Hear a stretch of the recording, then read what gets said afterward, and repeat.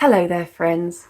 My name is Rachel G&S Middle. Gilbert and Sullivan is my middle name, and my middle name is my last name. And I am here today on behalf of Forbear Theatre to explore the magic of the Gilbert and Sullivan operas by very pedantically ranking every element of them. Today we are going to be looking at chorus numbers. Now you might be thinking, we've already discussed quite a few chorus numbers. Well, there's something special about these ones. These ones contain only chorus, so no solos whatsoever, even solos by chorus principals. Those will be in my future video, which is simply uncategorizable numbers. And don't know how we're going to rank that one, but I'll find a way. Now, before we get started, just a reminder that I would really love it if you would subscribe to this channel. As you can see, we've already started to put up some musical numbers as well as ranking videos, so hopefully you're also getting to get an idea about what Forbear Theatre do. The latest news that I have received, and I've known this for a while, but it's only really that all the festival business is over that I'm able to properly focus on it, so I'm actually going to be going on tour from the 22nd of October or thereabouts. I'm going to be touring a production of A Christmas Carol in Germany and Slovenia and Italy and Hungary. So if you live in any of those places, let me know, because we might be going somewhere near you live and you can watch me do something that's entirely unrelated to GNS. However, and I do see some comparisons between Dickens and Gilbert. They weren't exact contemporaries. Dickens was a little earlier than Gilbert, but still, you know, it's roughly the same amount of time. Dickens is a very hard-hitting writer. Gilbert also makes an attempt to be quite hard-hitting in some of his satire. Maybe not as hard as Dickens goes. Dickens really does give those upper classes a bit of a walloping, which I do appreciate. But anyway, please do subscribe to our channel. All it takes is just clicking the subscribe button below, and if you want you can click the bell, and that means you'll be notified about all of my future videos. But even if you do not click the bell, that is great. At the time of making this video I have 308 subscribers, which is great, so please give me more. My hunger is insatiable for more subscribers. I would love to get to 500 by the end of this project. That would be so nice. That would make me feel really happy and accomplished. It is still relatively warm outside, but I've taken on a kind of wintry persona today, purely because I wanted to wear this headscarf to hide the fact that my hair is in curlers. And then everything just kind of went from there. Everything just became blue and unicorny. These unicorns are gold and these are white, but you know, you can't always have gold unicorns or white unicorns. So even though these chorus numbers will be serving slightly different functions in the story, they all seem to be attempting to make some kind of statement, even if it's just musically. They're all pretty good musically. I mean, I did the lower ones. I have got some 10s, 11s in there, but there's a lot of numbers that got 17 plus for music here. They seem to all be making an attempt to be very dramatic or emotional. I enjoy the vast majority of them quite a lot. A lot of them make a really strong emotional, dramatic / comedic impact too, and there are only very few of them that don't actually progress the narrative or just kind of highlight the narrative in a very good way. There's only maybe 2 or 3 of them that got low marks for narrative. So yeah, we're doing music out of 20, lyrics out of 10, narrative function out of 10, emotional, dramatic / comedic impact out of 10, and finally enjoyment out of 10. Roughly I found the enjoyment usually coincided with emotional, dramatic, comedic impact, but not every time. So it's definitely worth including this category. So with that in mind, let's get started. There are 23 items on this list, and I'm going to start, predictably, with number 23, which is one of the perhaps 2 songs on this list that I actively do not like. And I find problematic, not in terms of anything political or anti-feminist, but I don't know what to do with them or what to think of them or make of them. This first one is When Anger Spreads His Wing from Princess Ida. I find this one so utterly dramatically cloying after what we've just had before. I understand that Ida's beautiful I Built Upon a Rock aria then segues into Garma's comedy song. I get that, and I don't mind that. That's fine. I quite like Garma's comedy song. That's not jarring to me. But what I do find odd is that Princess Ida has just yielded. And yeah, you could argue then that's the end of the tension, but I don't think that is. I think there is still tension there. So what's happening is that Princess Ida has agreed to have her three brothers fight Hilarion, Cyril and Florian, and that is how they're going to solve this dispute. And what is so wet and weird and lazy to me is the fact that everyone just comes on and they all just seem to be kind of mildly happy. So the students of Castle Adamant are no longer frightened when they've just been really frightened a few songs ago. I mean, have they just got over that? Have they just got over the fact that their castle's been invaded already? It just seems really strange. And then the men, yeah, their chorus break says, when anger spreads his ring. It seems like an excuse to get the chorus on stage. And when anger spreads his wing, and all is dull and right for it, and you take your... It's like, it's not terrible musically, but I don't like, and then you gaily sing, bum bum, and then we gaily sing. It sounds like a comedy song. It sounds like Sullivan is trying to make us think that, like, oh, we're amping up to something. Oh, I love the jolly right, I love a complicated battle. And it's like, this is not... Why are you trying to turn this into, like, some kind of light-hearted comedy? This is a really serious situation. Oh, I love the jolly right, I love the complicated battle. And the ladies, oh, for a fight's a kind of thing that I love to look upon. I was only ever alto chorus in this, so I actually don't know what the tune is. And let us sing, long live the king and his son, Hilarion. Why are they singing long live the king and his son?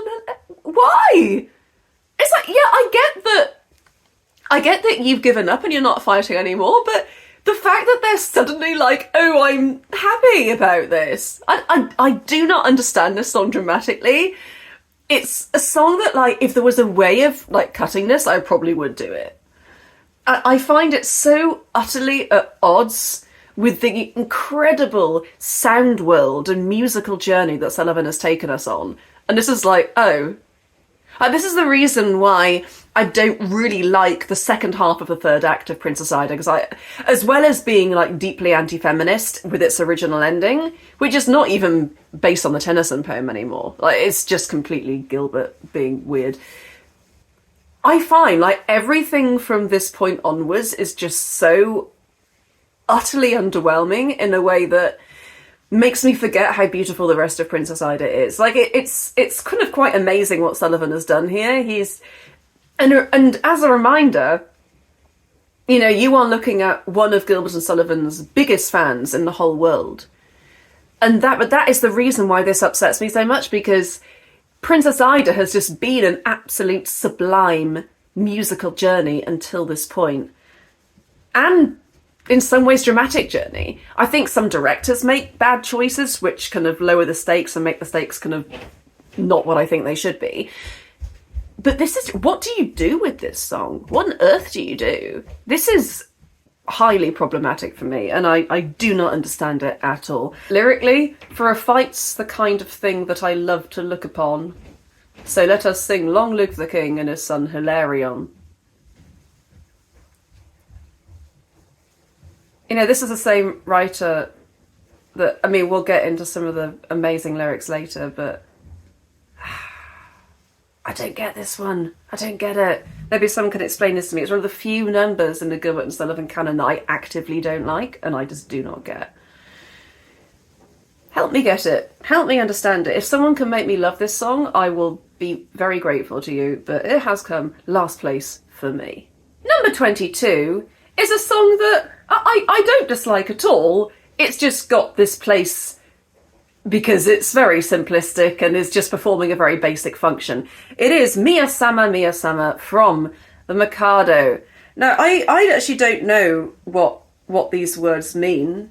A quick Google search has revealed to me, it has been revealed to me, that it is, I don't have my Bradley here, I could go and fetch it, but I'm obviously not going to do that.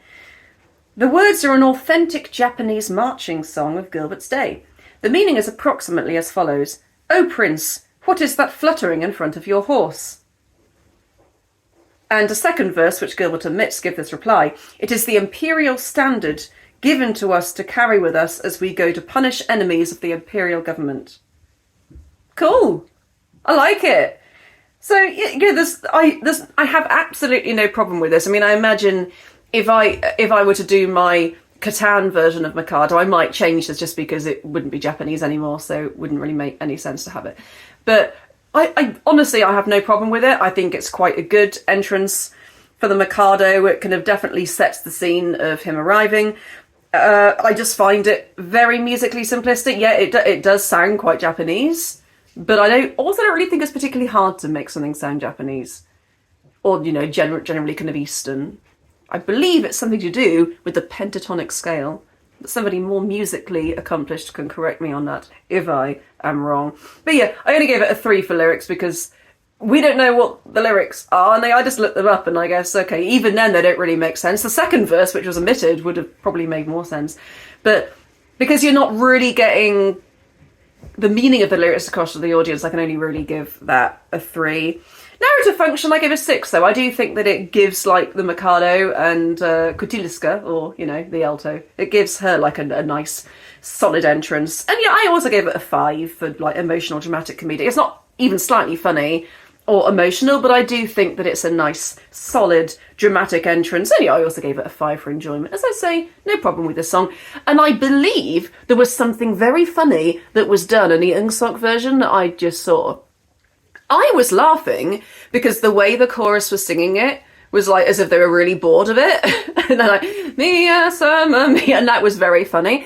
But I actually think there was something going on stage right that I couldn't see because I was like right on the top of the upper circle and I couldn't see over. So I think there was a joke on like the chalkboard that I missed. So maybe someone can tell me what that was.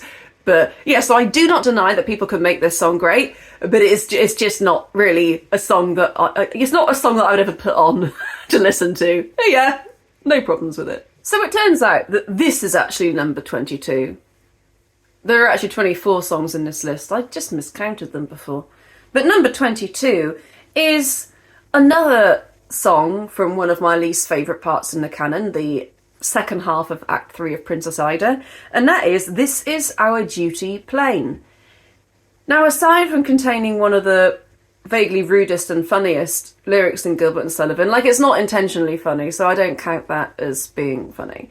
Now, I do think this one is marginally better than the one I've just talked about because at least it has some kind of like dramatic focus and it has some kind of narrative focus as well. I gave it a 5 for its narrative function. It suitably creates tension, but I still don't understand why the ladies who were recently Ida students are kind of cheering on Hilarion. Is it because they like him after he saved Ida? Maybe that's why. It seems odd that they are, even just indirectly, supporting the soldiers that burst into their safe space and cause them to sing out defiance. There's something there that doesn't really quite gel very well with me. I gave it a 12 for music. I do find it a bit weird how it goes.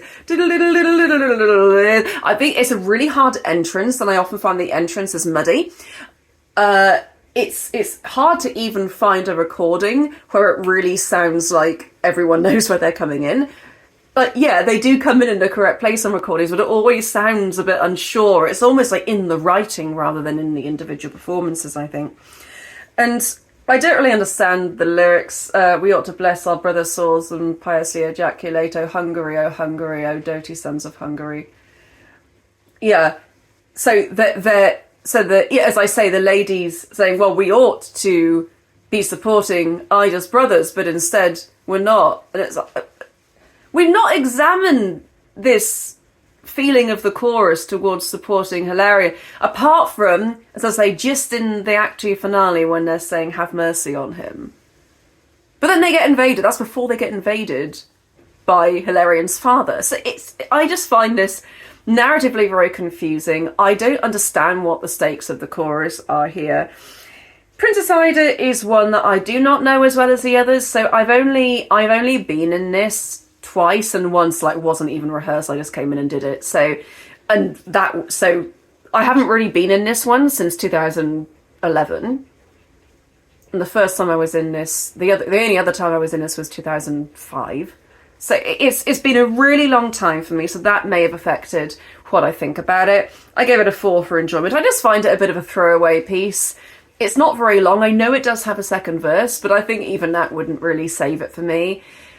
I find it too wordy. I think the lyrics are almost too clever for their own good. It's just we can't quite get the meaning of that sentence across. I even had to talk to myself just then to remind myself what the lyrics were and what they mean.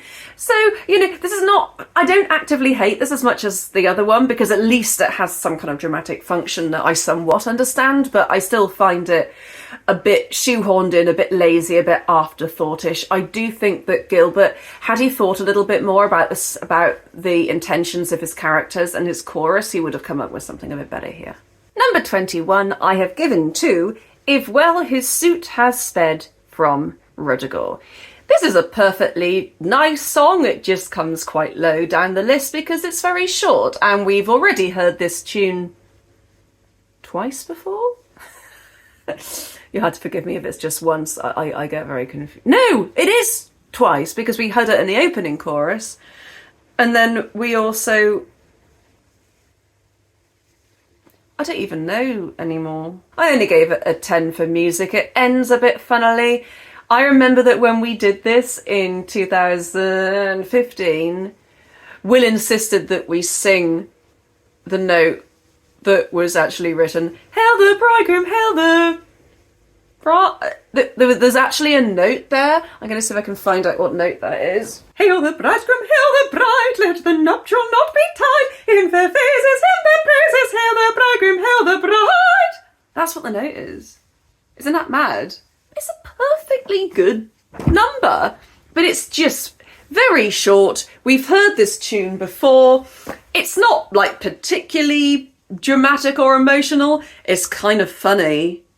I gave it a 6 for comedic impact. I think it's pretty good. And I actually gave it a 7 for enjoyment, because the bridesmaids are such a fun chorus. But you know what? I only gave the lyrics a 3. Oh, tell us, pray, what doth the maiden say? In singing are we justified, in singing are we justified.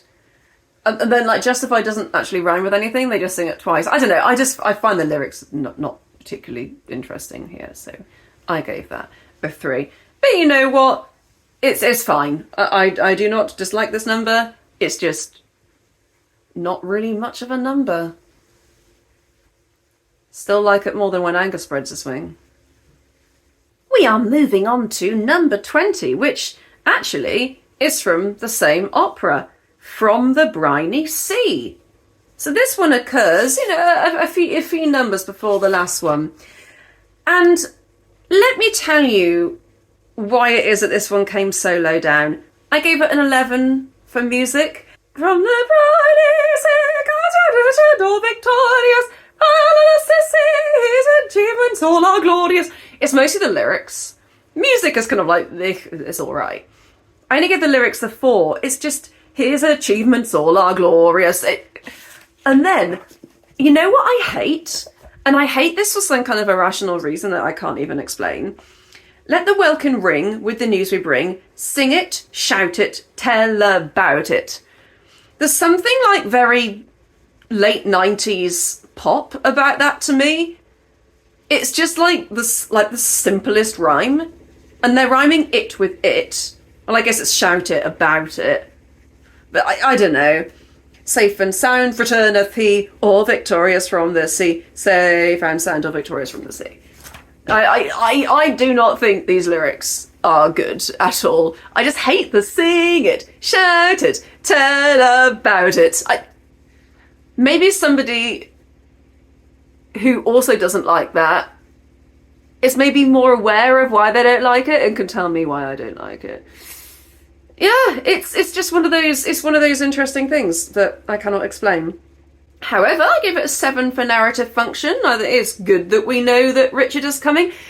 Maybe it's just very clunky. Maybe it's just expositionally very clunky. I mean, and I suppose that, yeah, they're excited because he's fit.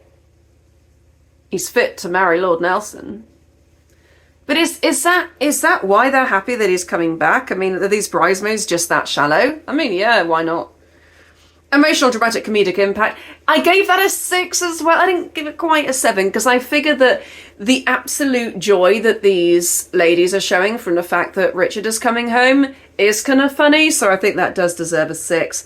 And enjoyment, I also gave a 6, apart from the weird lyrics. I'm also just remembering when I did this one, when I was Zora in that RUDDIGORE production, in that Savoy Net production back in 2006.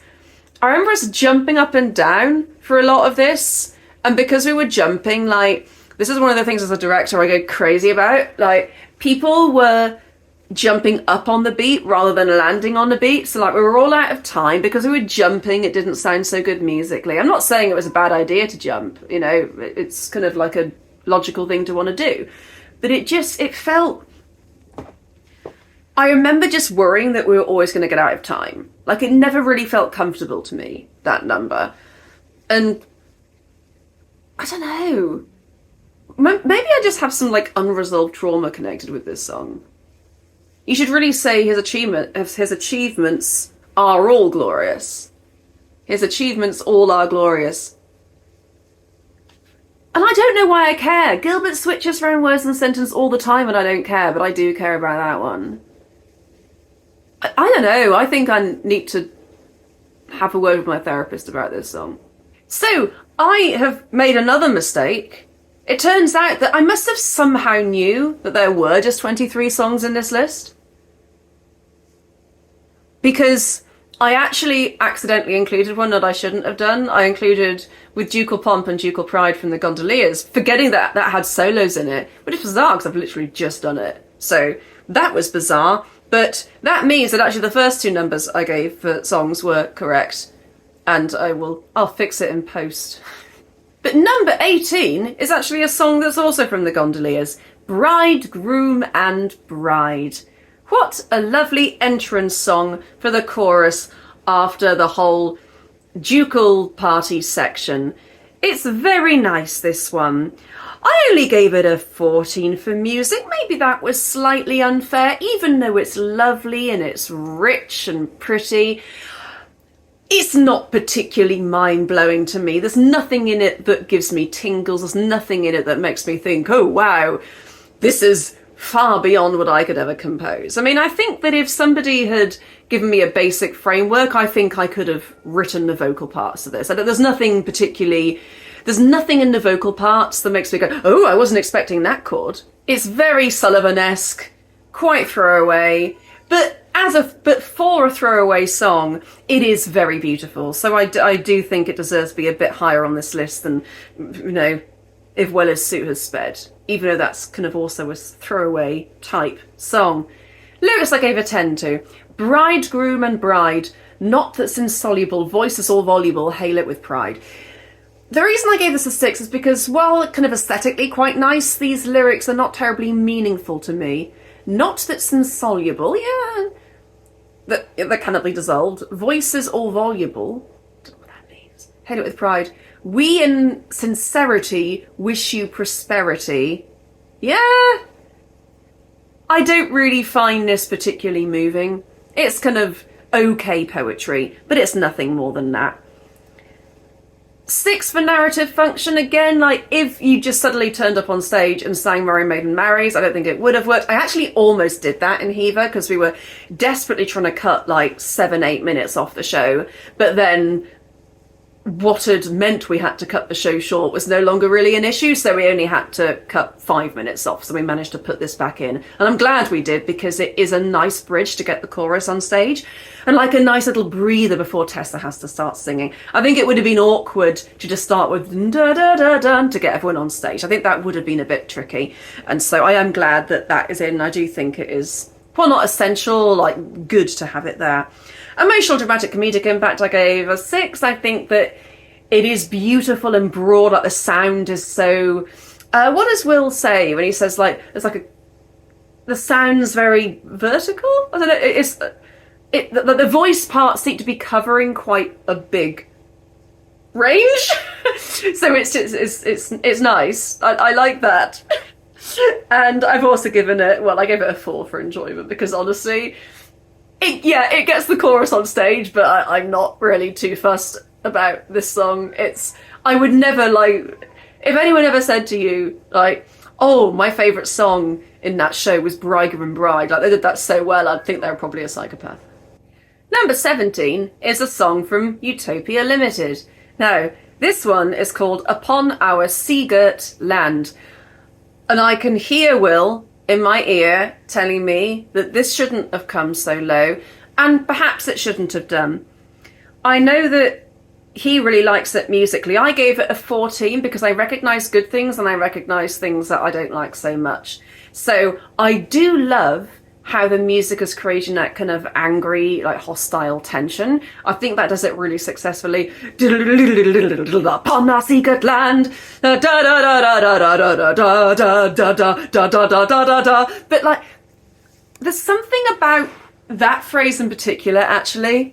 I'm gonna get a score so I can sing what the words actually are. Upon our secret land, at our enforced command, reformers laid our hand like some remorseless ogress and made us darkly rue. The deed she dared to do, and all is owing to these hated flowers of progress. There's something to me that's unsettling about not knowing where Sullivan is going. So I'm aware that often what gives me like tingles when I listen to music is surprise. It's when the music has gone to a place that I'm not expecting, and so it shocks me in like a nice way.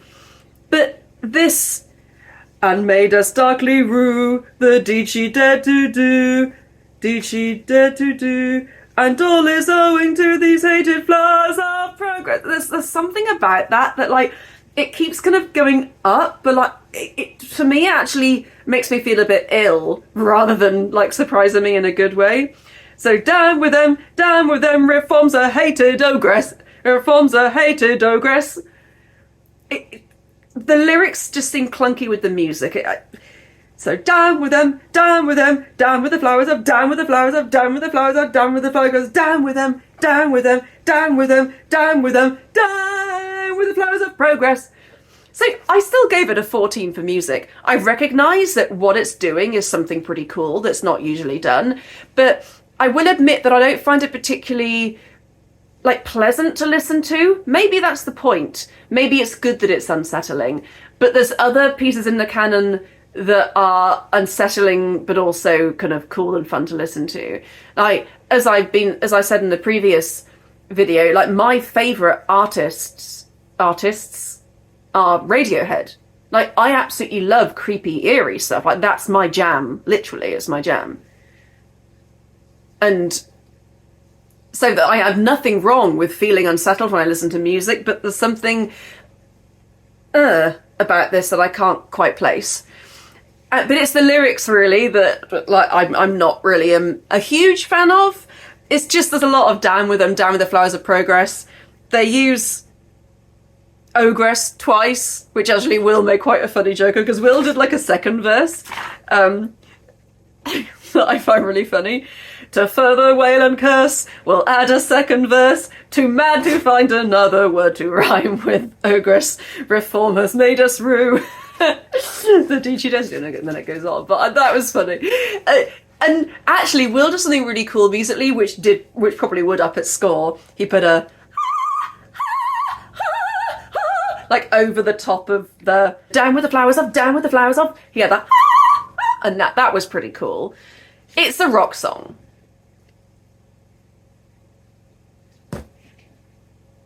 Maybe I was too harsh giving it a 14. The thing is, I do think it's in the right place. I wouldn't want to put it any higher than it is, because I just prefer the songs above it in every respect, really. And, you know, it's so close to the one above it that if I gave it one more mark, it would tie with it. So I'm happy with where it is. But yeah, I did only give it a 5 for lyrics. I found the lyrics a little bit lazy. Narrative function, I gave it a 6. I appreciate, again, it brings the chorus on, and it brings them on with an established emotion that we understand. And we can see why they're feeling the way they have, because Scapio and Fantis have encouraged them to think that way by making an affidavit. And who wouldn't believe an affidavit?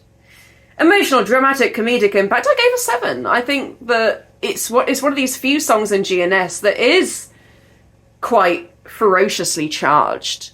It's got some hostileness in it, and that's cool. That is cool. And enjoyment, I gave a 5. I think that when I did it with Will, it was great. But I have heard this song as an afterthought before. It's so short, and it's not really come higher on the list for me, for just my experience with it over the years. But maybe, again, my mind can be changed. I like this number. I do like it. But I can recognise that there are things about it that make me go, eh. Number 16, I've given to a number from the MIKADO. Comes a Train of Little Ladies. Now, this is a song that I honestly didn't think I liked very much at all. I thought, well, hands down, it's the weakest entrance of any chorus. That's probably what I would have said to you if you'd asked me about this before I started making these videos. But I was thinking about this just randomly, like only the other day. Like, this is actually what reminded me that I had to do this pure chorus numbers video. And this song, I think, is absolutely beautiful.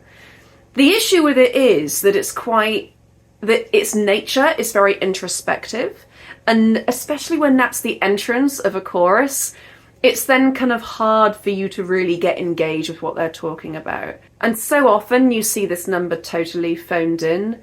They're just being pretty, like, we wonder and we wonder what on earth the world could be. If there was some way to make the people in that chorus really connect with that text, which I think is stunning. I gave it a 7 for lyrics. I think the lyrics are really pretty good, and I give it a 15 for music. Comes a train of little ladies from scholastic trammels we, each a little bit afraid is wondering what the world can be. Is it but a world of trouble, sadness set to song? Is its beauty but a bubble, bound to break ere long? Are its palaces and pleasures fantasies that fade, and the glories of its treasures shadows of a shade? Schoolgirls we, 18 and under, from scholastic trammels we, and we wonder, and we wonder, we wonder, and we wonder what on earth the world can be. What on earth the world can be. There's something very, very sweet about that. These people who are on the brink of adulthood, who have presumably been quite repressed and shut in, just wondering what the world has in store for them. Like, is the world really the world that we've been taught about? Are we going to find out that those things we've been longing for are actually things that are going to hurt us? It's very, very deep, actually. But is it almost too deep? Is it too introspective for a chorus entrance?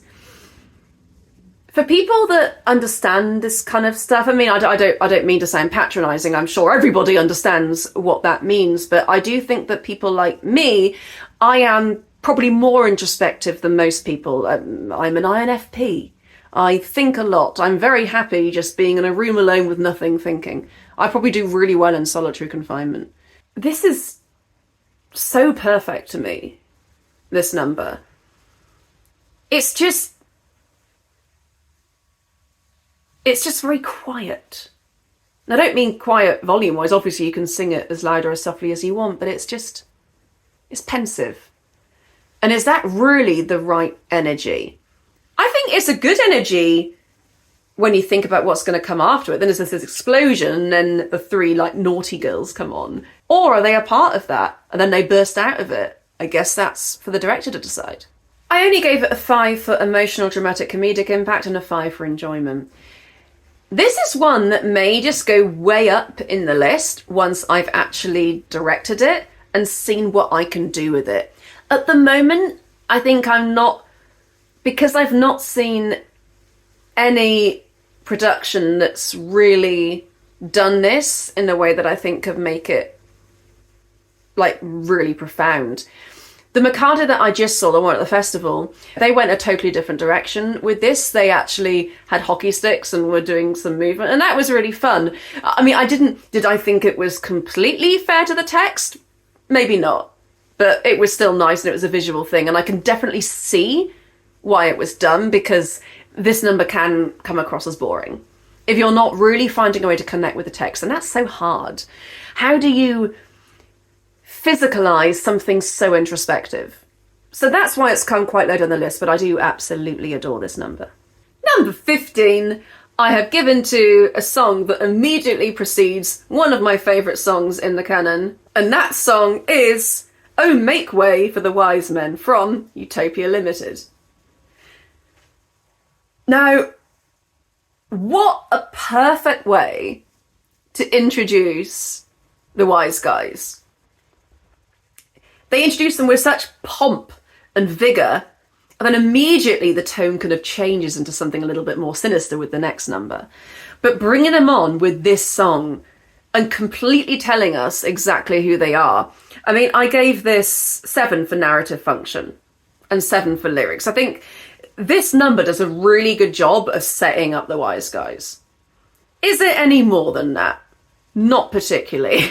I gave it a 6 for emotional, dramatic, comedic impact, because I think that just the ebullience with which they express how clever these guys are is just quite funny, and it's just very grand. So I think it does have dramatic impact for that reason. But I only gave it a 5 for enjoyment. I don't think that this song is one that people particularly look forward to in itself. I gave it a 14 for music. I think the music is pretty good. I especially like it when there's a tempo change for that last infallibility, dum bum ba, so make way for the wise men, they are prize men, double first. I like it when there's a bit of like showiness in that final bit. And the thing is, the lyrics. What's interesting about these lyrics is that you might think that I wouldn't like them for the same reason as I've not liked others. They seem a bit clunky, but the thing is, these are kind of so clunky, it's like kind of crosses over into being genius. And make way for the wise men, they are prize men. Double firsts in the world's university. For though lovely this island, which is my land, she has no one to match them in her city. They're the I like that, her city. They're the pride of Utopia. Cornucopia is each in his mental fertility. Oh, they never make blunder, and no wonder, for their triumphs of infallibility. So make way for the wise men. They are prize men double first in the world's university. For the lovely this island, which is my land, she has no one to match them in her city. It's just so grand, but so stupid. I think it's more that like the kind of weird clunkiness and like incorrect emphases on the lyrics, coupled with just how grand the music is, I just find that really funny. So in this instance, I actually don't mind that the lyrics are like the her city rhyming with versity. That obviously is a really lazy rhyme, but it seems like it's lazy on purpose, if that makes sense, rather than trying to be any good. I love this number. Of course, it brings on Scaffio and Fantas, who are my dudes. So this one, you know, it came relatively low down the list, but I do absolutely love it. Well done. Number 14 is another entrance song. This time, the chorus is bringing on Rudolph from the Grand Duke. They are bringing on the Grand Duke of Pfennig-Halbpfenning, and the song is aptly called The Good Grand Duke of Pfennig-Halbpfenning. Interestingly enough, the lyric is apparently pig, miserable pig. I thought it was miserable prig. And I swear that's what it said in my score. But then when I look at my score, it says pig. So I'm like, is that just like a kind of weird Mandela effect thing? Tell me someone else thought it was prig. Is it on a recording or something? I don't know. I like this number. It's very grand. It's in fact, it's very similar to the number I just discussed. It just got one more mark than it. I gave it a 14 for music. I only gave it a 6 for lyrics. I do find it quite simplistic, but it is quite amusing. I gave it a 7 for emotional, dramatic, comedic impact because it is very funny. Though quite contemptible, as everyone agrees. We must assemble if we want our bread and cheese. So hail him in a chorus with enthusiasm big. The good Grand Duke of Pfennig-Halbpfenning. The good Grand Duke of Pfennig-Halbpfenning. You see, they're not, like, overly amazing, the lyrics. I gave them a 6. But yeah, 7 for narrative function. It's so important that it brings on Rudolph. Just same as the Wise Guys. I also gave that one a 7. I don't think I said that. I just enjoy it a little bit more than the one before it. Whereas Make Way for the Wise Man, I only gave that a 5 because in itself I don't think it's like a particularly enjoyable number. But I actually really love this one. I think there's so much you can do with it. And just seeing how fed up those Chamberlains are. Whereas bringing on Scaffio and Fantis, like the chorus loves Scaffio and Fantis. So that's kind of quite a fun, rousing. But this, the fact that they're like, the good Grand Duke, the fact that it's sarcastic, I think just gives it that extra element of like, this is a hilarious song. So I'm glad these two songs kind of came together because they're actually really similar with what they're doing. But I do find that this one just creeps ahead for that reason. I think that it's just got a bit more emotional colour. And I just enjoy it way more for that reason. And that little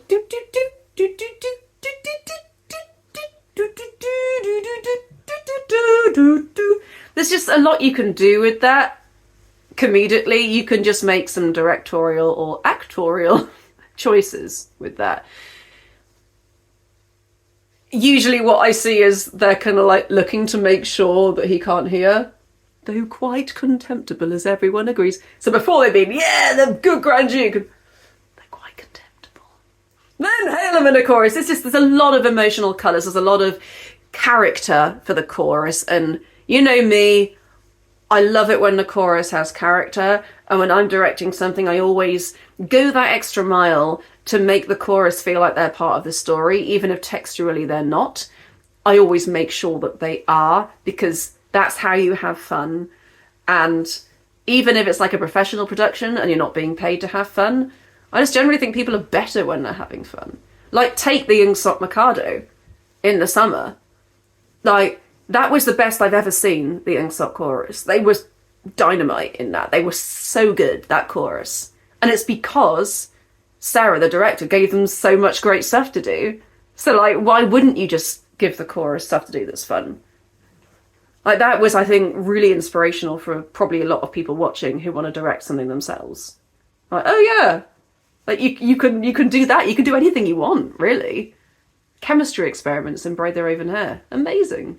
So good. We are moving on to number 13. And this is quite a long number. And this is a number that I think there's a universe where this would have made it into the showstoppers list, but I didn't feel that it quite matched up to the others in that category. It is Over the Bright Blue Sea from HMS Pinafore, and also that goes on into Sir Joseph Barger's Scene and into Gaily Tripping. So it's a great number, loads of amazing stuff going on, and perhaps people are surprised it didn't come any higher than this, but let me try and explain why. It gets very average marks. It doesn't really get anything huge. I gave it a 14 for music. I think there are some lovely moments in there. Pretty harmonies in Over the Bright Blue Sea.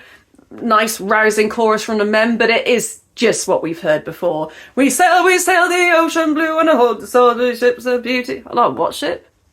Saucy ship. I almost said salty ship. Oh, salty ships of beauty. We're sober men and true and attentive to what it's like. Yeah, okay, we've heard that. Okay, yeah. Great song, but we've heard it. Let's just keep it moving, chaps. Okay. But then, you know, it's nice. Does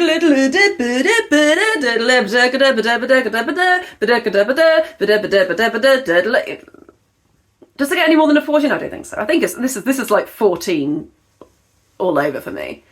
There's a very cool, like, chromatic-ish moment at the end. Sailors brightly, always brightly, welcome ladies so politely, so politely. I was in the wrong key there, but not by much. But I like, that's cool. It's in unison though, which, you know, you had a harmony there. That would have been quite fun. But yeah, this to me has 14 written all over it. It's very much like this is Sullivan doing good work, and so I give it a 14 musically. And I only give it a 6 lyrically. I think there's a lot of repeated lyrics, and it's not particularly imaginative or mind-blowing, but it's fair. It is relatively good. Narrative function, I give it a 7. It's a really great entrance song for the chorus, but the fact that the sailors are politely welcome the ladies, is that narratively important enough to merit them saying it 10 times? I wouldn't say it's that narratively important, but I gave it a 7. I gave it a 6 for emotional, dramatic, comedic impact. I don't think it's like particularly laugh out loud funny. Like, it's kind of cute, I guess. It's dramatic in the sense that it's fun, I suppose, and it's not emotional. So I think a 6 is fair for that. But I did give it an 8 for enjoyment. I do think this is an absolutely lovely number, and I had a really, really fun time directing it recently for Forbear Theatre, and it's always fun being the ladies' chorus in that moment and getting to kind of enter on and be all like swoony with the sailors, oh, nice sailors. It's one of the only kind of really awesome things you get to do as a sister cousin / aunt in HMS Pinafore. So this is a good moment. I like this song very much. There's just some really strong songs above it, which is why it didn't come higher. I'm surprised, because actually this was almost in the showstoppers list, so I'm surprised it didn't do a little bit better than this, but I think it's come in a fair place, and that is all I have to say about that. Number 12 is a song that actually tied with number 13. It tied with Over the Bright Blue Sea, but I do think that this one is actually... This one actually slightly beats it for me, in a way that maybe somebody who's more musically adept can help me understand. So this is, again, from UTOPIA Limited, Quaff the Nectar. So even though lyrically, it's beautiful, but there's not really much substance to it, so I only gave it a 6 rather than anything higher, even though the lyrics are beautiful. And I gave it a 6 for its narrative function. I think it brings the king on nicely. It really shows, it really kind of takes you to this kind of utopian landscape again, and like reminds you of the kind of sound language that this opera has already established in Lazy Languor. Emotional, dramatic, comedic impact. Again, I only gave a 6, much like Gaily Tripping. I don't think it's particularly emotional, dramatic. It's just how good the music is, I just think makes a statement. And then I only gave it a 6 for enjoyment as well, because it never really makes a huge impact on me. However, the music in this one, I find like weirdly entrancing.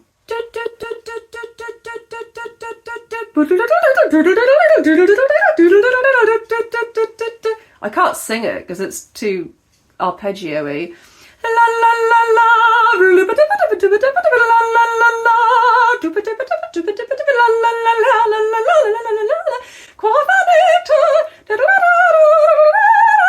I was just in this and I don't even know the words. Sing this.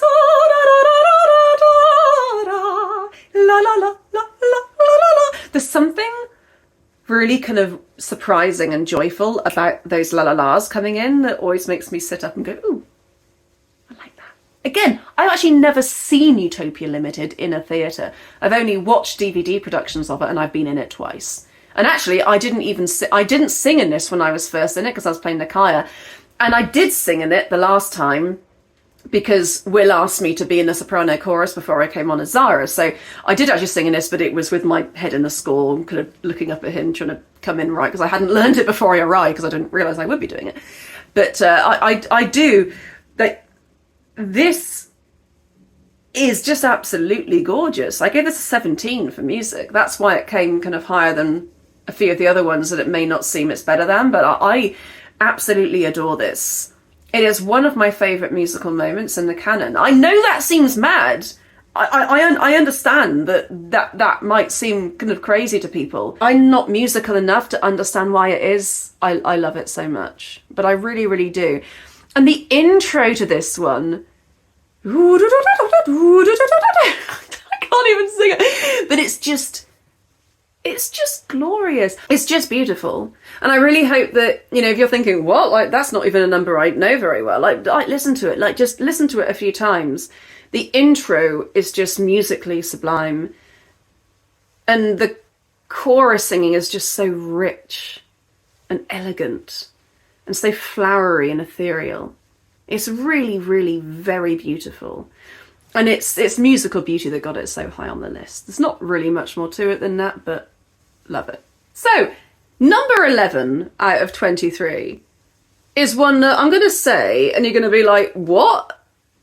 I think it's going to surprise you that I put this so high, because from what you know of me, you know I like all the weird ones and all the things that have like crazy musical transitions and stuff. But like this one, I only gave this a 12 for music, but it came really high on this list because it's the only one on this list that I gave a 10 for lyrics. And I gave it a 7 for enjoyment, 6 for emotional, dramatic, comedic impact, and an 8 for narrative function. And that is, you're going to laugh when I tell you what it is, because it is just so innocuous. It's so throwaway. Oh, I was like that when a lad from Trial by Jury. I know, right? It's bizarre that I like this one so much, but hear me out. Oh, I was like that when a lad, a shocking young scamp of a rover. I behaved like a regular cad, but that sort of thing is all over. I'm now a respectable chap, and shine with a virtue resplendent, and therefore I haven't a scrap of sympathy with the defendant. And then it goes on. He shall treat us with awe if there isn't a flaw, singing so merrily, try-la-law, try-la-law, try-la-law, singing so merrily, try-la-law, try-la-law, try-la-law. It's not even a song. It's not even a song. It's not a song. But I am now a respectable chap and shine with a virtue resplendent, and therefore I haven't... Is it rap or scrap? It says scrap in the web opera, but I've heard rap of sympathy too. Therefore I haven't a scrap of sympathy with the defendant. There's something so satisfying about that rhyme. Like that little section there, it's come so high on this list because of how perfect that is. How hypocritical. It's not true. This is projection. They are all cross that they can't behave the way that Edwin is behaving. Oh, I was like that when a lad. A shocking young scamp of a rover. I behaved like a regular cad, but that sort of thing is all over. I am now a respectable chap and shine with a virtue resplendent, and therefore I haven't a scrap of sympathy with the defendant. It is one of those truly perfect moments in Gilbert and Sullivan. And I think it might surprise a lot of you to know that I love this so much. But, you know, again, it didn't come very high musically, but it's just... It's such a statement that these guys are making. They stand up very proudly and just say that. I love it. I absolutely love Trial by Jury for moments like this. You don't really get... I mean, you do get moments like this in other shows, but they're just these perfect little capsules, these perfect little moments in time. And this is one of them. If only it had a little more depth. And it wouldn't be Trial by Jury if it had depth. It's kind of perfect for what it is. I do love it. Number 10. I'm giving to a song from The Sorcerer.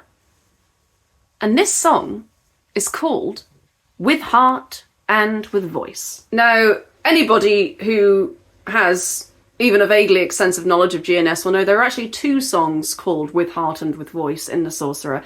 And they came relatively close together, but the one that came slightly further down is the ladies' one. I think there were actually... I gave them both a 17 for music. I think that this one is absolutely gorgeous. I absolutely love these 2 numbers. Especially the may their love, do, never cloy, do, may their bliss Be unbounded, tremble suddenly. That lovely crunchy little bit. That is just splendid. I absolutely love that moment. Do I think the lyrics are particularly good? I gave the lyrics a 6. May their love never cloy, may their bliss be unbounded. With a halo of joy, may their lives be surrounded. It's alright. Narrative function, yeah, it gets everyone on stage very nicely. I give it an 8. I think it reminds us that it's Aline getting married. I think it's nice to see she has friends, that she's well liked. So yeah, good mark for that. Emotional, dramatic, comedic impact, that I only gave it a 6. The trouble is, I do think that Sullivan, when he's writing for these, like, traditionally single sex choruses, the tenors and basses always seem to just be a bit better. There's something a bit, like, flimsy about this entrance. I think it's most of the entrance that I find brings it down to below the other one.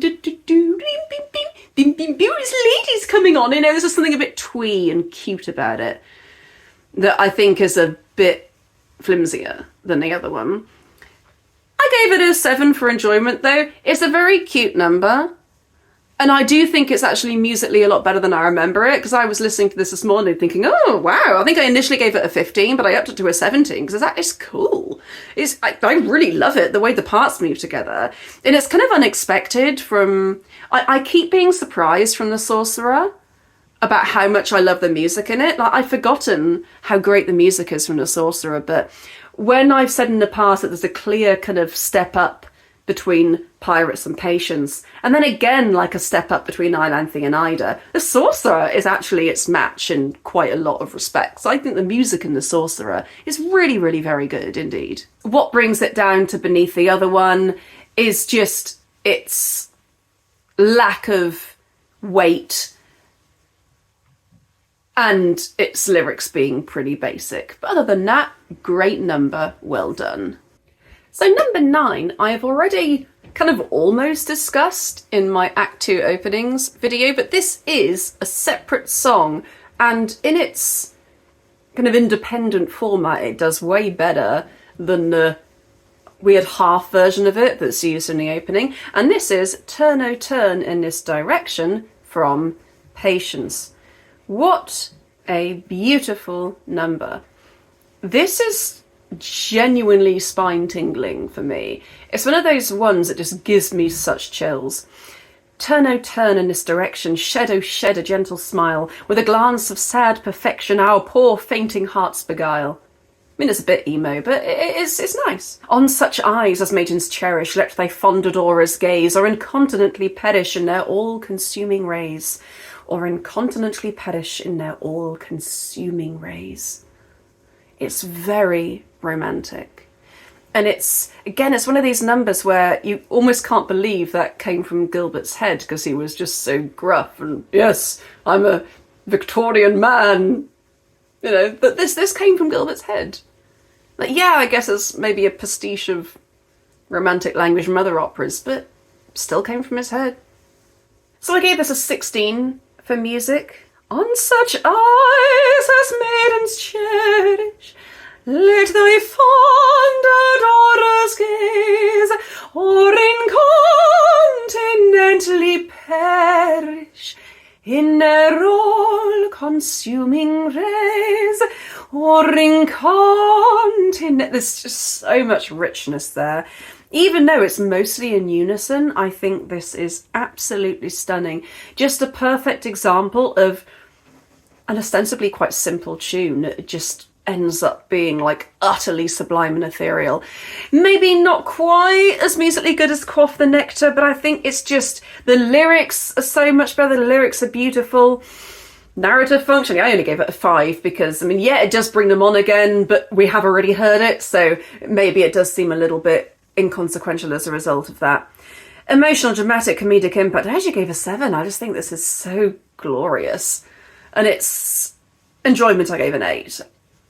I love this number. I absolutely love to hear this. The enjoyment of it for me kind of does mainly come from the music, but it is just so beautiful, and the staging of it. It's something that, like, it's kind of director proof.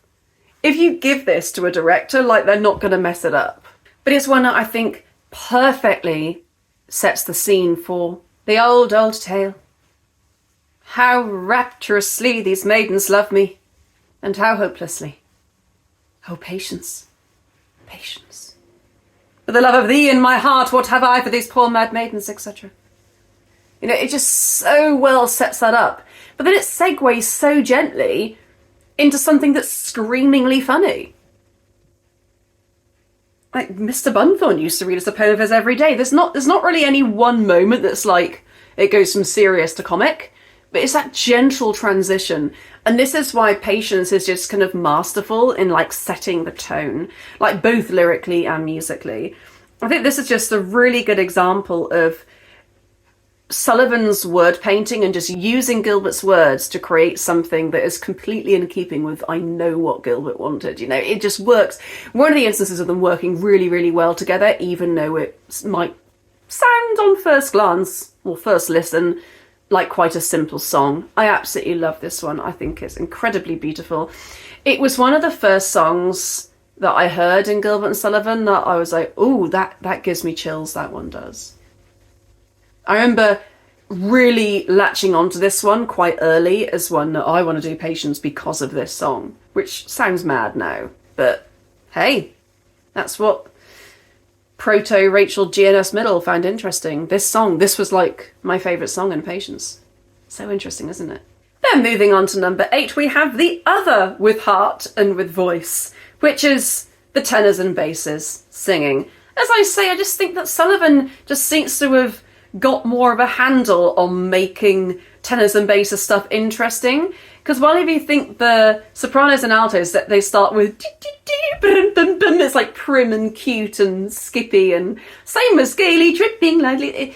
It's very like feminine sounding. You know, yes, they're meant to be ladies, whatever. But what I love about the men coming in, comes Alexis the Brave, and there's like, oh, it's so triumphant. With heart and with voice, let us welcome this lady, and the maid of his choice, with the maid of his choice comes the brave Alexis, the brave Alexis, Alexis the Brave. I may have got the lyrics slightly wrong there. Maybe they talk about lovely Elaine at some point, but it's just so triumphant and like in your face and so dramatic. So that's really where it got the extra marks for me. It got a 17 for music and a 6 for lyrics. I think they're really similar musically and lyrically, obviously. Narrative function, I gave an 8. I actually didn't think it was quite so good narratively. I think because we've already heard the theme. Also, it's just not as long. It doesn't have as much substance as the other one does. It doesn't kind of allow you to really get to know this chorus. However, emotional, dramatic, comedic impact, I gave a 7. I gave this an 8 for enjoyment. I mean, I've only just realised, and I don't know if I'm going to release this one before the overtures video, but in preparation for the overtures video, which I'm not scoring myself, I've given to the other 3 in our little quartet to mark, because I don't really feel like I have the musical expertise to mark those. But I did have a guess where I think that each overture ranks. And Sorcerer is the big surprise for me. Just that rousing tune at the start and how they kind of go back to it later. I love this tune so much. Bum ba-dum, bum, bum, bum, bum, bum, bum, bum. It's so militaristic. And I love those militaristic tunes. Like there's one I'm going to get to later in this list. But also just like, until that time you're here, remain and bail, we will not entertain. Like the ones that are really like rousing in a way that Foam and Bears of Steel, of course. Like anything that's like militaristic just gives me such a rush. I mean, that's what they're designed for. Military songs are designed to give you that rush because they're designed to kind of pump you up and make you feel like, oh, it's okay to die. It's okay to run into battle because we're feeling brave and strong. And that is what a lot of these songs were designed to do, I guess. Like that kind of military music, that military sound. It was designed to pump people up and make them feel brave. And there's a reason why it produces more endorphins in me than the sopranos and altos version of this song was. So it is very logical. Yeah, love this number. I think it's so cool. Like, it's not particularly emotional or comedic, but it's just a lovely piece of music. It's a lovely chorus introduction. It's short, it's snappy, it reminds you who Alexa says it reminds you what's going on. It gets the guys on stage. Great. No complaints here. Absolutely love this number. Number 7, we have another one that is a soprano and altos chorus, and it is just beautiful and ethereal. So we've had Turn, O Turn in This Direction, we've had Quaff the Nectar, we've had Over the Bright Blue Sea, Comes the Train of Little Ladies. These are all songs that I've absolutely loved. But I think out of all the traditionally ladies' choruses, this is my very favourite number. And that is Mighty Maiden with a Mission from Princess Ida. Lyrically and musically, I think it is stunning. I gave it a 17 for music. I gave it a 7 for lyrics. I could have given it higher for its beauty, but I felt that just because the lyrics in themselves don't have an awful lot of practical meaning, it was purely just beauty, I couldn't really give it higher than a 7, but it is absolutely lovely. Mighty maiden with a mission, paragon of common sense, running fount of erudition, miracle of eloquence. I know what erudition means. It's erudite, means like knowledgeable, and I know that because I've read the Divergent book series. We are blind and we would see, we are bound and would be free, we are dumb and we would talk, we are lame and we would walk. I don't think it deserves higher than a 7, but it is very beautiful. We are blind and we would see, we are bound and would be free. Oh. Come on, I mean, this is just absolutely delicious. I could have given it a higher musical mark, but just the ones above it meant I couldn't. But I do think this is stunning. Narrative function, I gave this an 8. I think that's so important to get Ida on stage. It sets the scene perfectly for her. Something that is like a slight negative factor in this song, which is maybe unfair. Like, tell me if you think this is unfair. But because I know that Gilbert did not respect Ida's beliefs, and, you know, nor should people, because Ida's beliefs are a bit mad. If it's just the simple belief of women should be equal and women deserve a place in society, then this song would be perfect. But knowing what she believes about men, and knowing how untrue that is and how formed on hate that is and not an actual scientific opinion. Like, knowing that obviously her feelings are something based on trauma and not something that's actually true, because there are plenty of very, very lovely men in the world, including Hilarion. It seems like a bit disingenuous. And I wonder if Gilbert meant this to be like overly dramatic and overly flowery, this language, in an attempt to make the audience laugh slightly. Like, I hope he didn't, but then literally 2 songs later, the 3 guys coming in with Gently Gently, and also Princess Ida's speech as well, is designed for the audience to laugh at. So I think there's just a little bit of confusion for me here. Like, I don't know quite how to feel with this song. Because on the one hand, I think it's one of the most beautiful songs in the canon. I also gave it an 8 for emotional dramatic impact. It's just absolutely glorious. But I only gave it a 5 for enjoyment for this reason. It impacts my enjoyment knowing that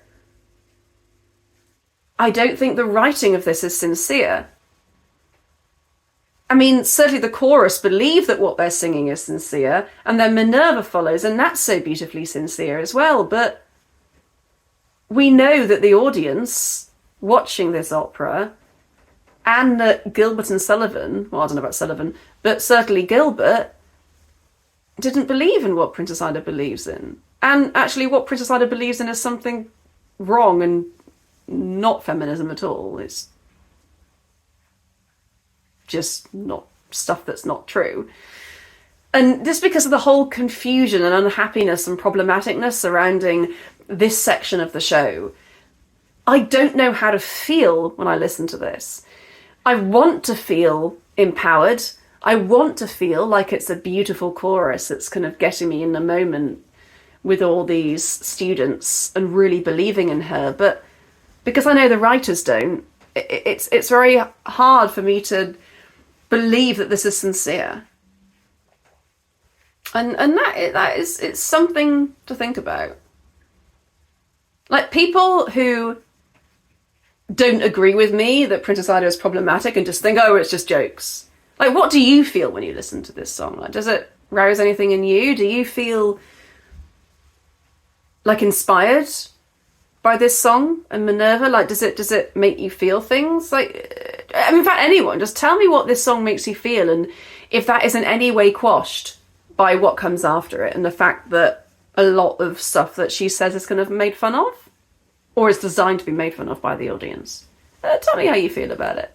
So, we are really getting into utterly sublime numbers now. Like, these are truly the cream of the chorus numbers of GNS that we've not already talked about yet. And what's interesting is that I really do think that this is a very good list, because numbers that are opening numbers or openings of Act 2s or Act 2 finales, they'll always be coloured by the fact that they're trying to perform like a very specific kind of service to the narrative, but these are more free.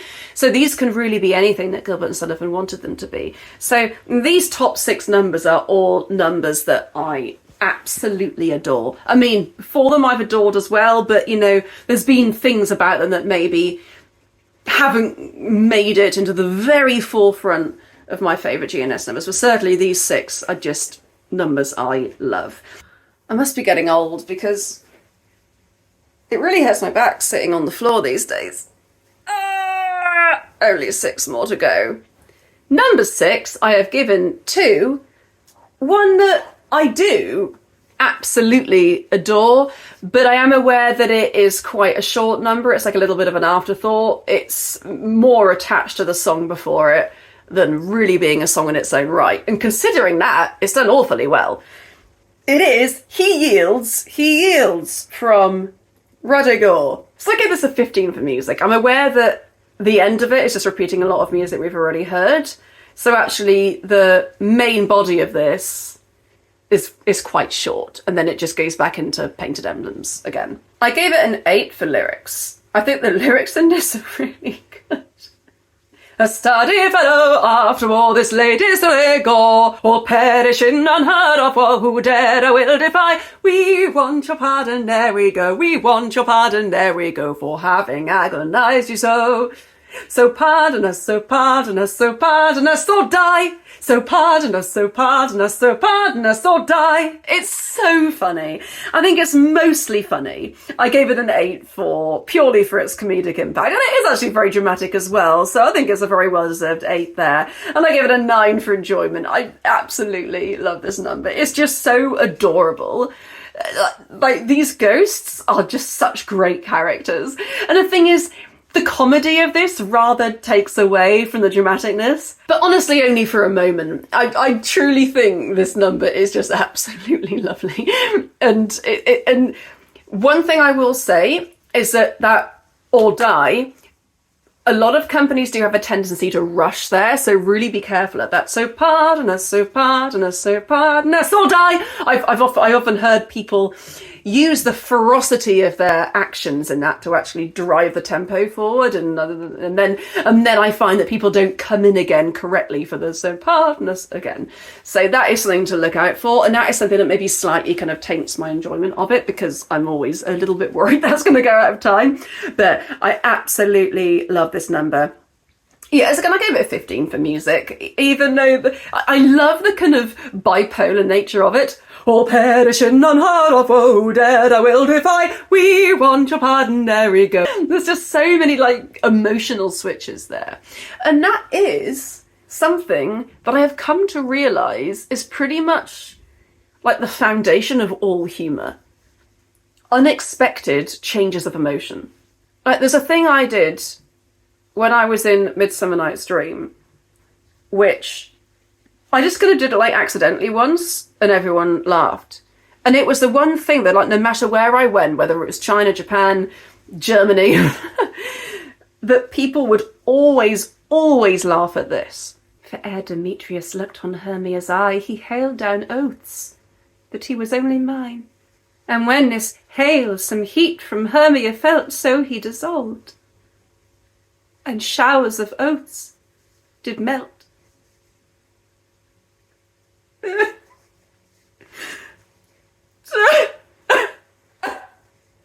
I will go tell him of fair Hermia's flight, and then he will to the wood tomorrow night pursue her. So yeah, changes of emotion are extremely funny. This is like a thing that everyone should be doing. Look at the text and like think where you can use changes like that. People find it really funny, especially when you do that with a whole chorus. Sudden changes of emotion that are actually very truthful.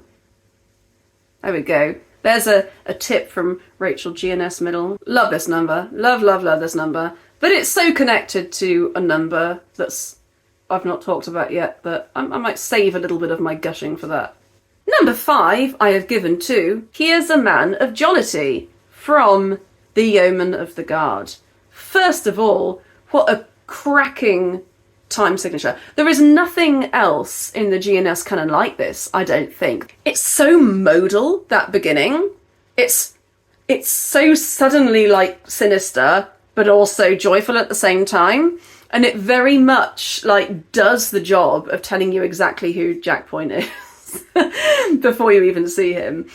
And then it immediately resolves into that. This is all sinning. Here's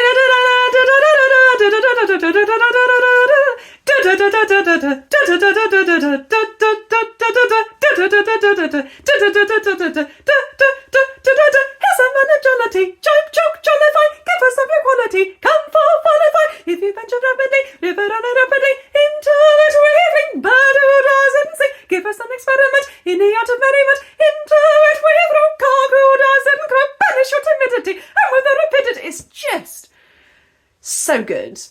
There's such a ferocious, like, connected chorus. Lyrically, yeah, it's, I mean, I gave it a 7. I wasn't, like, utterly overwhelmed by it. But this, like, the poetry here, what the chorus are saying, it's so frantic.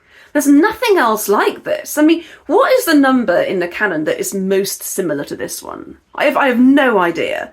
Narrative function, I gave it an 8. I think it's absolutely amazing the way it brings Jack and Elsie on stage. And it's just so rousing and just so immediately uplifting after the relatively laid back songs that we've just experienced. We've just had Is Life a Boon? And then that kind of rather calm dialogue between Fairfax and the lieutenant, which is just very practical. And then this, it's just, oh, okay. And the thing is, it often goes out of time. I've actually not heard it go out of time in a little while. I remember it used to always go out of time whenever I watched it at the festival, and every time you'd be like watching it, like crossing your fingers thinking, please don't go out of time.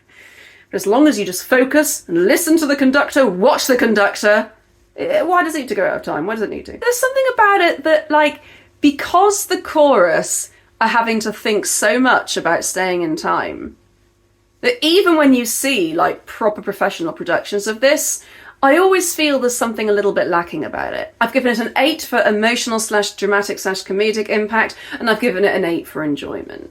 And honestly, this piece is just so super. Like, coming in like, after that dialogue and just completely changing the mood in an absolute instant. And the fact that they're not giving him space to answer his questions, but he's not, you know, necessarily fazed by this immediately. I think later on Jack and Elsie do get a bit fazed by the ferocity of this crowd, because this is quite a mean chorus. I don't know if it's necessarily meant to be the same chorus that you see throughout the rest of Yeomen of the Guard, because the chorus do seem to take on a particular character here that they don't necessarily in other parts of the opera. That's what I tried to do when I directed it last time, but I didn't really have too much time to get very into it. Trying to bring that character of the chorus in this scene and plant it throughout the rest of the opera, and plant them everywhere. Absolutely amazing, this song. Very much deserves 5th place. And I think the fact that this song, which I could talk about for a very long time and not get bored of, the fact that this is in 5th place means that the other ones above it must be even more epic than this one. Like, really, really well done, this song. Absolutely epic number. Very high marks for me. Good. Number 4, I have given to the piece that, according to my Spotify homepage, was the song I most listened to in 2022. And it makes sense because I was directing this show at the time, but I was also just listening to it for pleasure, like an awful lot. It's a song that precedes Danza Cachucha, and I actually prefer it, mostly because it is just an absolute and total banger. And that is Here We Are at the Risk of Our Lives. This is probably the best song that Gilbert and Sullivan wrote for a sopranos and altos chorus, that I've just realised contains 2 solos. Oh no. Oh, that's annoying. So maybe I can't use this as a pure chorus number. You know what? I'm gonna use it anyway, because I was all riled up to talk about it, and I think it's so vastly mostly a chorus song. Because when we're thinking about other songs that have kind of little bits of solo in, these solos are barely any of it. They barely reckon. And I think that the characters of Fiammetta and Vittoria, they are so much chorus principles rather than any characters with any brains of their own. I think just in this case, I did slip up slightly, but I'm still going to include it. I still think it maybe does fit with this category. But what an utter banger. Definitely the best song that Gilbert and Sullivan wrote for sopranos and altos. Here we are at the risk of our lives. I never know whether it's a the or not, so just go easy on me, okay? Here we are at the risk of our lives. And it's so far, and you brought your eyes. And to the land we cross the main, and don't intend to turn again. To the land we cross the main, and don't intend to turn again. Here we are at risk of our lives, and we brought your eyes here. In fact, I just want to include this. I'm going to include our version of this at Hever Castle here.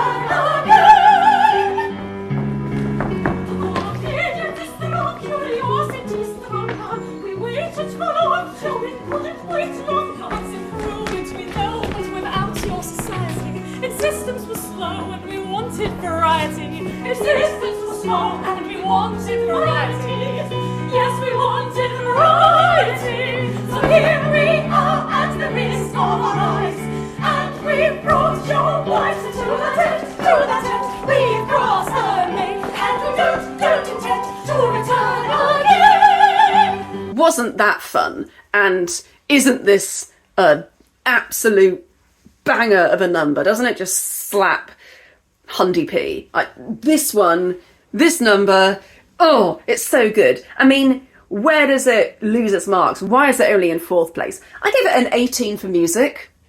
I only gave it a 6 for lyrics.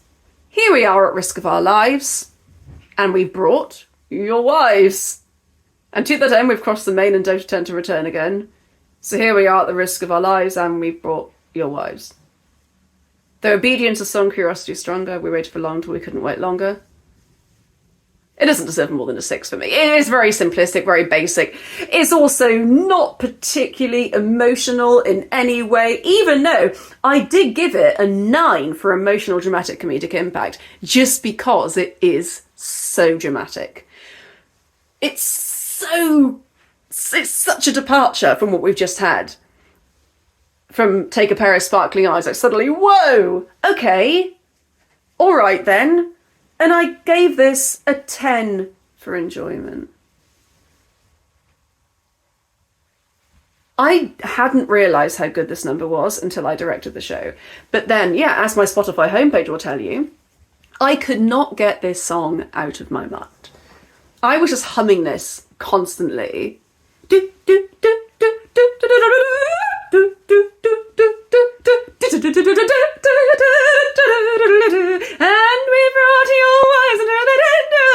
It's just like liquid joy. so happy. It's along the lines of "Soap is a sedimentary creative, we have failed in etiquette." It's along the lines of that for just, it's as if somebody has just like taken some kind of happy drug and just gone into me. And I know such things exist and I'm not encouraging them. What I'm encouraging instead is listening to GNS. Honestly, what an utter treat this number is. And yeah, the only drawback to it is it lacks kind of any like depth and the lyrics aren't that good. But hey, what a classic. So good. Number 3, and we are really moving into absolute classic numbers here. And this one, I mean, again, this is one that is really quite short, but it got straight into number 3 for me because of just how much of an impact it makes. And that goes to The Soldiers of Our Queen from Patience. What a fabulous number. Look at this entrance. In fact, I'm going to show you the entrance from Forbear Theatre's one. Here we go.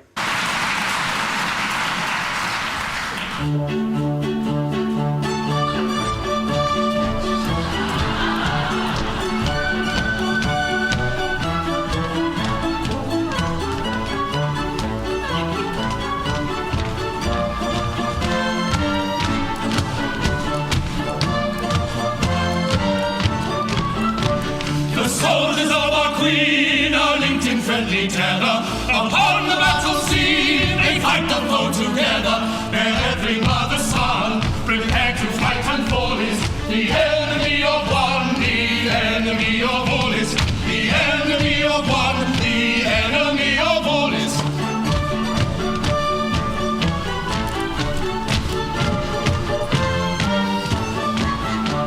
United as a clan, we have arranged between us to introduce this plan within the courts of Venus. With one emotion stirred beneath our belts of leather, The colonel gives the word and all propose together.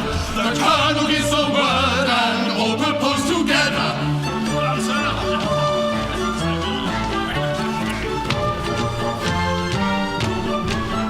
So, yeah, I think as a director, I took some liberties. Like, I know that's not how soldiers move, but the thing is, they're a GNS chorus. It's fine. You're allowed, they're also singing, and soldiers wouldn't usually sing like that. So I think that it's enough of a departure from reality that I get away with that, and I'm very happy I did that. The second they appear, the audience are like laughing, because they're just so bright and ambitious. Bum, bum, bum, bum, bum. There's a reason why this was in Chariots of Fire. I've actually never seen that film, but I know that it was in that film. Bum, bum, bum, bum, bum, bum, bum, bara, bara, bum, that's the wrong key. That every mother's son, prepared to fight and fall, is the enemy of one, the enemy of all is the enemy of one, the enemy of all is. Isn't that funny how, you know, it could be argued that it's quite musically simplistic, but I still gave it a 17 because it is just so joyful. Much like the last one, it falls in a very similar category for me. Numbers that are just so utterly impactful, but then don't really have too much substance other than just imparting a bit of narrative, which this one does. You know, the men are introducing themselves. They're like saying, well, if you use the second verse, which you should, they are united as a clan, and they have come to propose to the ladies. People should always put the second verse of that song, because this is one of the musically best moments in Patience, in my opinion. Just in terms of the sheer impact it has. It's so dramatic. It's so rousing. It's militaristic again. It's like the tenors and basses with heart and with voice and the sorcerer. It's just so rousing. I'm going to keep using that word. But this number, I had an enormous amount of fun directing this number. Like, when I was directing this one, there were so many moments where we were all just like paralysed with laughter in rehearsal over it. Because we hadn't realised how funny it could be, how much fun it is. And it's just like allowing tenors and basses, who are typically men who have been encouraged to like repress emotions and be quite stiff, like giving them leeway to just be completely ebullient and proud, but in like a very kind of non-toxic way. Because that's what's so lovely about the Dragoon chorus. They are very much like men, but in a way that is extremely wholesome and not at all problematic. Like, they are very, very respectful of the ladies and very patient with them. They're like the straight chorus as opposed to like the kind of wacky, funny chorus. But just with, and they're a little bit like the character of Captain Fitzbattleaxe, actually. They're just, their sincerity is funny because their earnestness in their position in their unit and how much they love each other, it's just so heartwarming. And you get that. This chorus just captures that. So even though it might seem like relatively shallow on first glance, it's just so heartwarming in its bangerificness. And I hope that makes sense to people. I hope you agree. I mean, certainly this one should go above the one before it because they're both bangers. But like this one just has a bit more iconic status. So they came 2 marks apart. But I do think that this one deserves to be so high on this list. It's just a classic.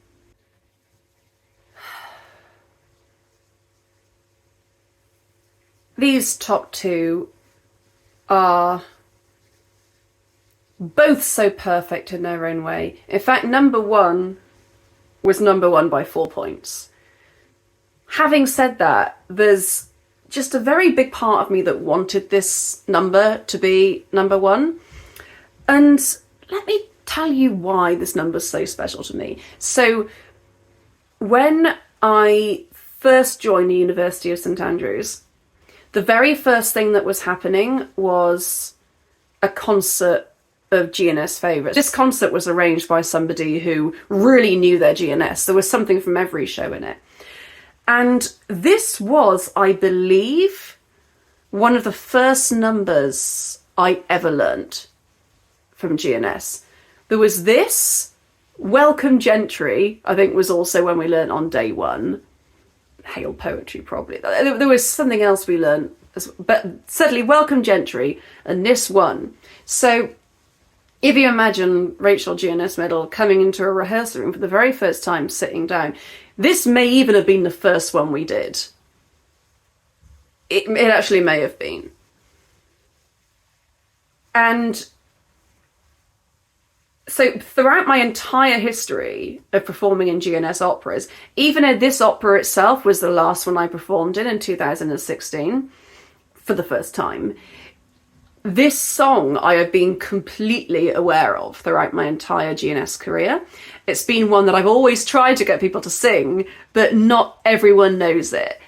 But it is one that everyone should truly, like, stop what you're doing now and learn this one, because this is, without a doubt, I'd say, if this was purely just from how the number was arranged and how good it is musically and just how grand it is, I think this one would have won. The reason why number 1 won is because it has more colours than that. It's just got everything. Whereas this, what it does have is this utterly inescapable feeling of dramatic awe that just draws you in and holds you there. And that is Eagle High from Utopia Limited. This was the only one I gave 20 for music. I also gave it a 9 for lyrics. And an 8 for narrative function. I do think this one is not director proof. I think that if you're just going to stand there and sing it, you're kind of missing the point of it. This is a relatively fascistic song. And this is something that, so I'll stress again, I have literally known this song extremely well. Like, I've known all the lyrics to it since 2004. And it is now almost 2024. And I only discovered just what a great song lyrically and how creepy this song is when I did it with Will in April.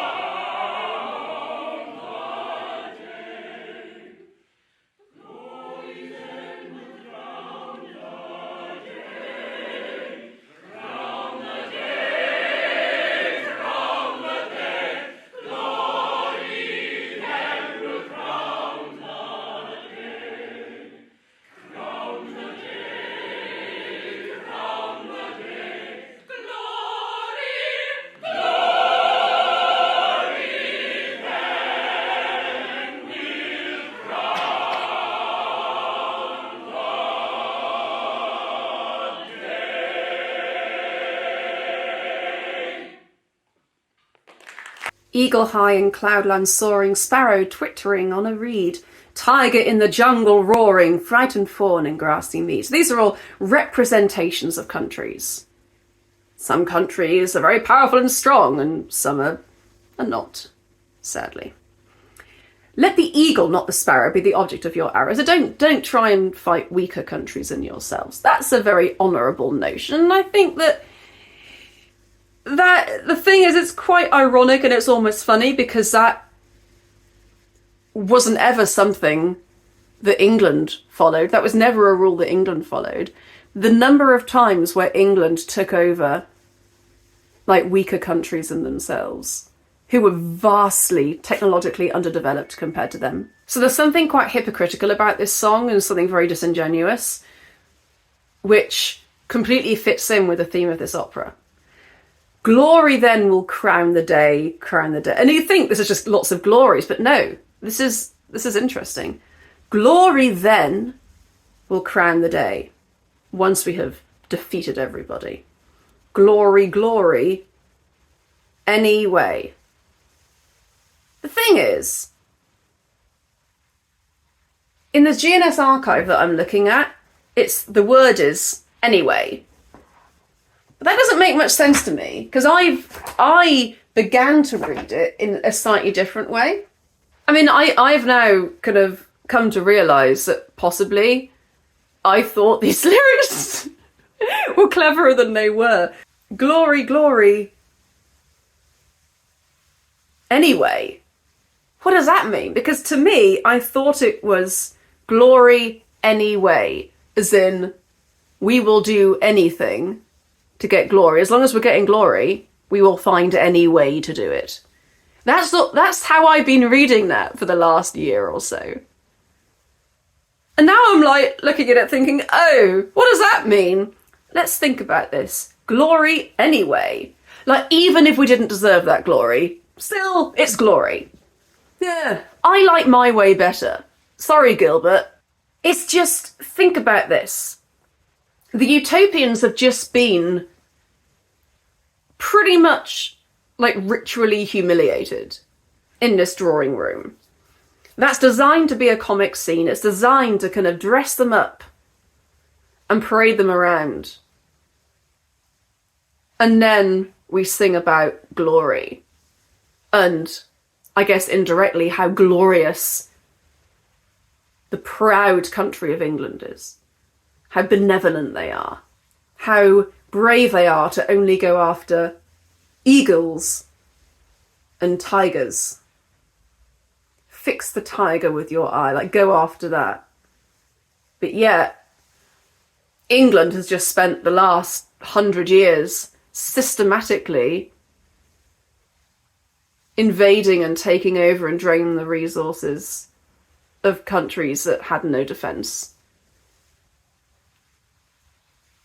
And this, when you think about that song in that light and think that's what the audience would have been feeling, but then this is where I wonder if people really understood what Gilbert was talking about. And it's where I wonder, like, do I even know what Gilbert's talking about? Was Gilbert just writing a patriotic song here? But no, because Gilbert's a satirist. I honestly think I must be right about this. I honestly think that Gilbert must have been aware of this horrifying hypocrisy in Britain's proudness and bravery, well, England, really. And he must have known that this song would just come across as very ironic. It's an ironic song. And with that, these people have come on, they've been paraded around, they stop, they sing this epic musical showstopper. I mean, maybe it was a showstopper, maybe I should have included it in that. But this absolutely epic number. Emotional, dramatic, comedic impact, I gave a 10. I mean, there's very little in the canon that is more dramatic than this, as in, like, people standing still and singing. I think it's more so than hail poetry. Glory. Glory, glory, glory, there will crown a day. Pass the fawn in pity by. Will would like to talk to me about this, I imagine. Maybe I might do that. I might ask Will to just do a quick 5-minute video for you about why Eagle High is so good. So Rach, you want to know about Eagle High? You want me to talk to you about Eagle High? Rach asked me to talk to you about Eagle High. And I don't know what else there is to say. I think my views on it have also changed since the production we did this past April. Yes, Rachel says if you just stand and sing it, you're missing the point. But that's previously the only thing I've ever done. When I conducted it in 2016 and didn't stage direct it, they just stood there and sang, and I was like, this is great because I can really focus on what they're doing. And I think I'll first talk about the concept of the production in New York with Rachel. What I wanted, the ideal version of that show, which we did in 8 rehearsals, would be fully staged with no books in hand or anything. You have a few people with books in your hands in the back. But what I wanted to feel like was, yes, that this was a fascistic, intense, cultish, dogmatic, evil ritual. That this is very much informed by the way Rachel delivered her speech at the end. Endless lawsuits, crowded jails, etc. Where she got into a frenzy and really felt like a feverish cult leader. It was really wonderful. And so in the ideal version, what I suddenly had in my head one night when I was listening to the music in preparation for the production was something where the entire cast in their clump moved, had these very sharp, specific choreographed movements. The thought to choreograph Eagle High hadn't occurred to me until that point. And to make it like a summoning of something a little unholy. I knew I didn't have enough time to stage it that way. I was lucky that a lot of people memorized it. I said, you will enjoy this more if you memorize it. So people did, which was really cool. And I said, if I just have Rachel as Zara, who's really the center of this whole thing in the plot, if I have Zara do the motions only, it's easy enough for me to say, Rachel, just do this thing that I'm describing, which she does. So everything Rachel is doing is improvised by her with the very little suggestion I gave of the type of movement.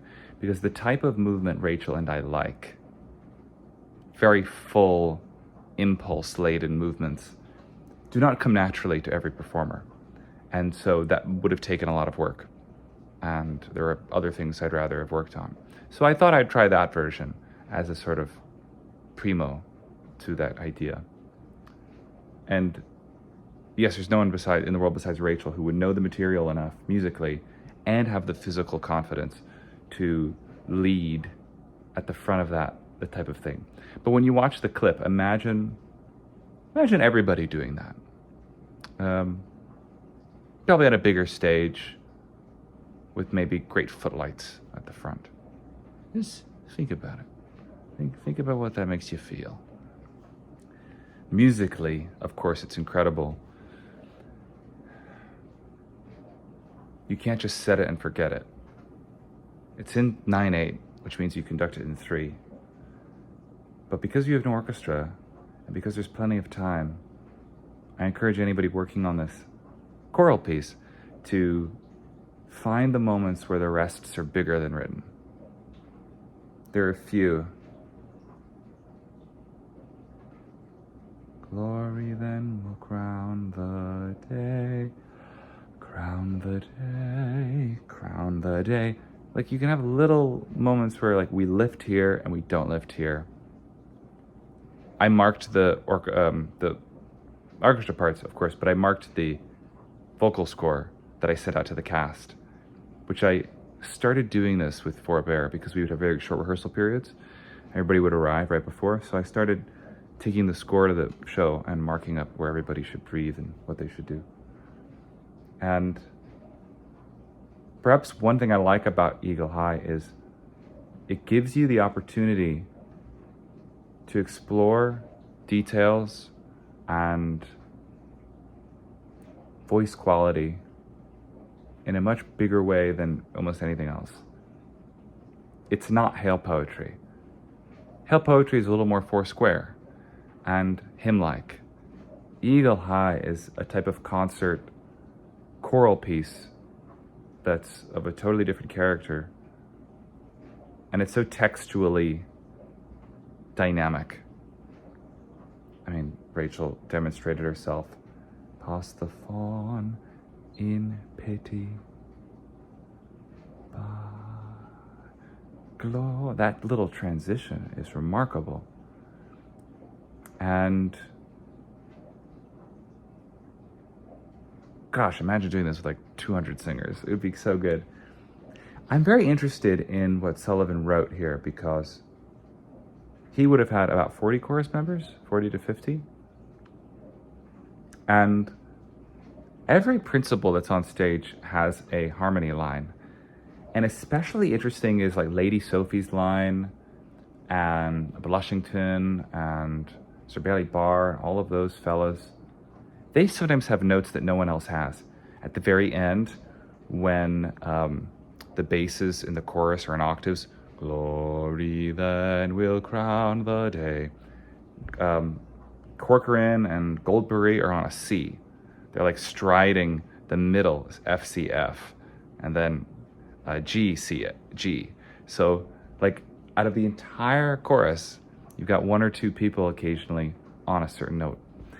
In our production, of course, our chorus is not nearly as big as the Savoy chorus was. So in approaching the piece, there really felt like moments where it was like, no, but even there's only one person on the chorus lines too, because nearly every character on stage was a principal. And it is not strictly the case that if you only have the principal lines covered, that you have the notes covered either.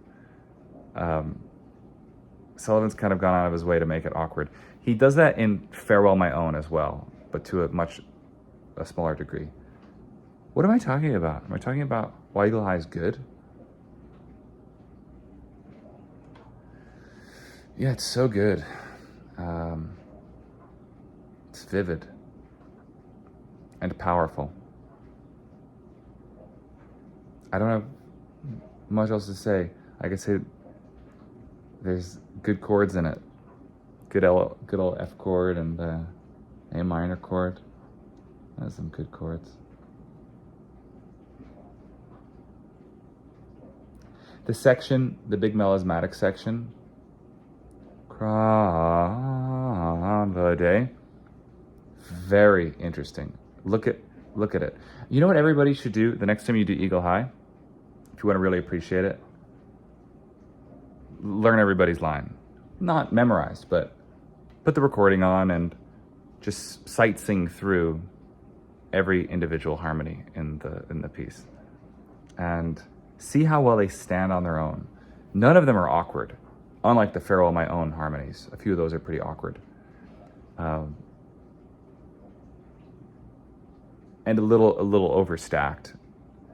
There's an incredible openness to the voicings in Eagle High, even at times where there are 7 or 8 notes at the same time.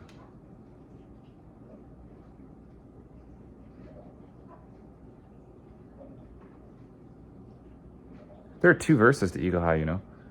I can't remember what the second verse is like, but I know it existed. I don't know if that would make it better. I'm gonna leave. Wasn't that good. So yeah, maybe he's not going to be happy that it didn't make number 1. I could have wished it had in a way, but there's something about number 1 that I think it needs to be this one. So, number 1 of the pure chorus numbers of GNS is Painted Emblems of a Race from RUDDIGORE. Coward, poltron, shaker, screamer, blockhead, sluggard, dullard, dreamer, shirker, shuffler, hauler, reaper, earthworm, maggot, great... Set upon thy course of evil, there's the king of Spectreland, set on his grisly hand. Oh my god. You're allowed to loosely think that it also involves that by the curse upon our race, dead and cursed, all accursed. But in order for it to be a pure chorus, that is where it officially stops. And for me, like, this is a truly perfect moment in the Gilbert and Sullivan canon. Just think of the colours it goes through. It starts off with that sinisterness. Paint. Well, actually, before they even come on, you get the whole orchestral introduction. And there the ghosts are. Bum, bum, bum, bum. Painted emblems of a race. There's so much sadness there. It's so sad and sinister. All accursed in days of yore. Oh, it's so sad. And its narrative function is very high as well. Each from his accustomed place steps into the world once more. Do, do, do. Ba-dum, ba-dum, ba-dum, ba-dum, ba-dum, ba-dum. An example of when silence and music is so important. Like, there is a music in that silence. Do-do, do-do, do-do, do-do, do-do, do-do-do. Baronet of RUDDIGORE, last of our accursed line, down upon. Oh, then it becomes so ferocious, it's like psychopathic, like really truly detached. Down upon those knees of thine, coward, paltry. All those insults. As long as it doesn't rush, because I've seen this rush a lot, but oh, it's just so glorious. These insults that get heavier and heavier. Do do do do do do do do do do da da da da da da. And then bizarrely, it kind of, the tension kind of comes out a bit. It gets more joyful. Da da da da da da. Weeper, earthworm, maggot, tadpole, weevil, set upon thy course of evil. Oh. There's just so much colour and depth in there. There's so much dramaticness. This whole thing from start to finish is a 10 out of 10 for dramatics for me, yet it has so many different levels in it, and that's the interesting thing.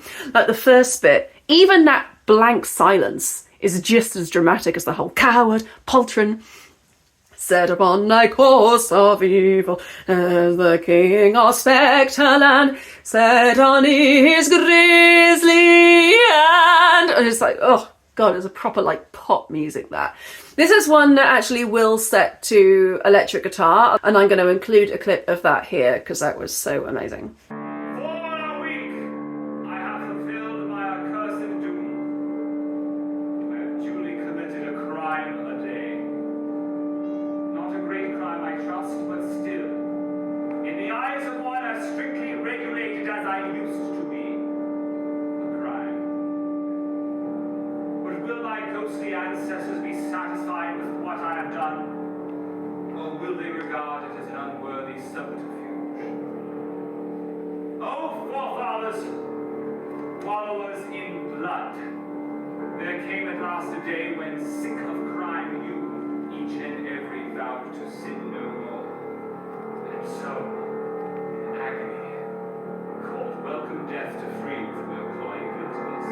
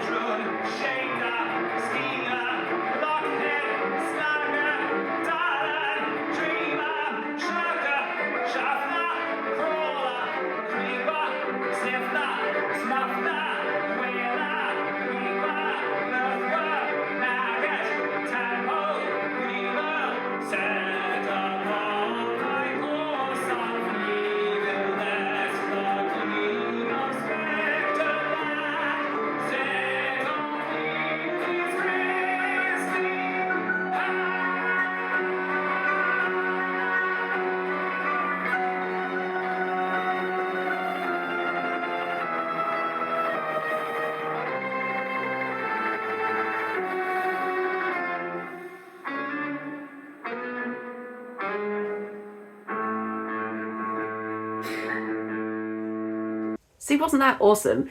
Like, just the idea that like you can really update GNS like using using kind of modern instruments to kind of really add like a layer that it's not so much you're adding something, it's more just that it's helping you understand what's already there. It's helping people who might not kind of feel the same way when they hear GNS, like understand what it is that we find so amazing about it, like all the colours and all the like sinisterness in it. Like this piece, like the only thing that makes me a bit sad that it's not number 2 and that Eagle High wasn't number 1 is because it's really a suite rather than a song in itself. And I suppose that, as I say, there's some part of me that really is imagining the whole suite when I imagine giving this one number 1. But the start of it is just perfect. And the thing is, Eagle High, as perfect and amazing it's quite one note dramatically. It's, you know, it's got different musical colours, but it's very much one thing dramatically, and it's like one joke as kind of irony. But this is a journey. Like, this is tremendous for everyone on stage. It's so good for the chorus. One of the best chorus moments in GNS. So good for the chorus, so good for Robin, so good for Roderick. I mean, Roderick hasn't appeared yet, but yeah, for Robin in the chorus, like, what a splendid thing to get to do. What an epic moment. One of the most dramatic, epic moments in the Gilbert and Sullivan canon. And that is why it came number 1 with a 58 out of 60. Thank you very much for watching my pure chorus numbers. We've only got a couple more things to rank before we're kind of getting into these meta lists. I'll tell you what we've got coming up. The only things we have left are the chorus principles and then my uncategorizable numbers. And that's going to be interesting because I have no idea what parameters I'm going to use for that one. And then what we have to go after that, I recently filmed a really awesome video with people from my German theatre company that I work for, and they don't know GNS at all, so they really helped me understand like what elements of GNS might be off-putting, what elements may not be accessible to newbies, but also what they find intriguing as people who have listened to these stories for the first time. So that's going to be a really interesting video. But apart from that, then I'm going to go on tour, and then we're going to start doing the proper list. We're going to start to rank musical numbers, characters, ensemble of characters. We're going to get into the proper end game of this project. And I hope that you're going to be there with me until that moment. Subscribe.